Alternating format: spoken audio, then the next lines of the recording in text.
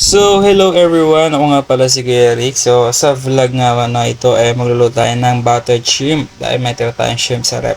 So, kailangan natin yan, bawang, mais, at syempre pampalasa Sprite.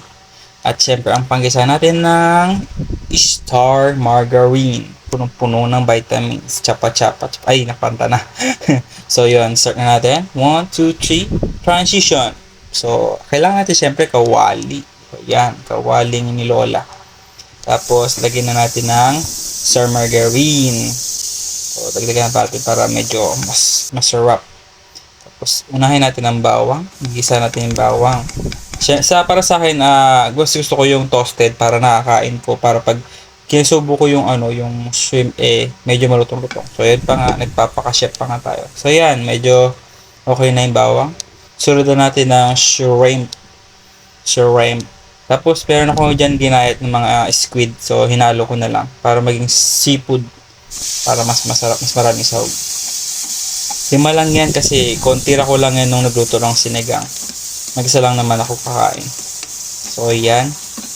Halo-halo hanggang sa magpula yung manok, yung shrimp. So, yan. Nilagay ko na yung mais. Yung mais, lang yan, decoration lang yan. Tapos, sunod na natin ang Sprite. Sarap. Yan, Sprite. Meron na tayong pangluto sa ulam. May pang-inom pa tayo, syempre. Diba? Yung matira habang kumakain na yan.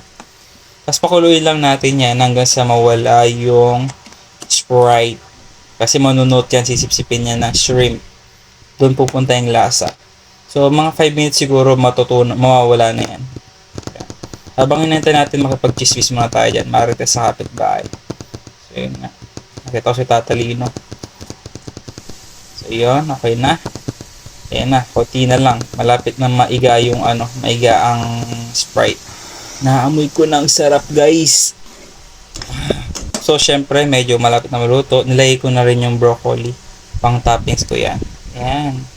So, okay na siya. Luto na siya, guys. Hindi naman lulutuin masyado yung broccoli. Toppings lang natin yun. Ayan, nasiyasali na natin. Matagal ko na rin kasi hindi nakapagluto ng ito. Pangalawang beses ko pa nagluto na ito. Last na nagluto ako, nasa Pinas pa ako. So, ayan na. Okay na. Sana masarap. Yan, kahit minsan-minsan makakain tayo ng masarap na pagkain, diba? Ang bango. Sarap. Ayan na, guys, ang finished product natin. May pa-toppings pa tayo. May pa, tawag dyan, design.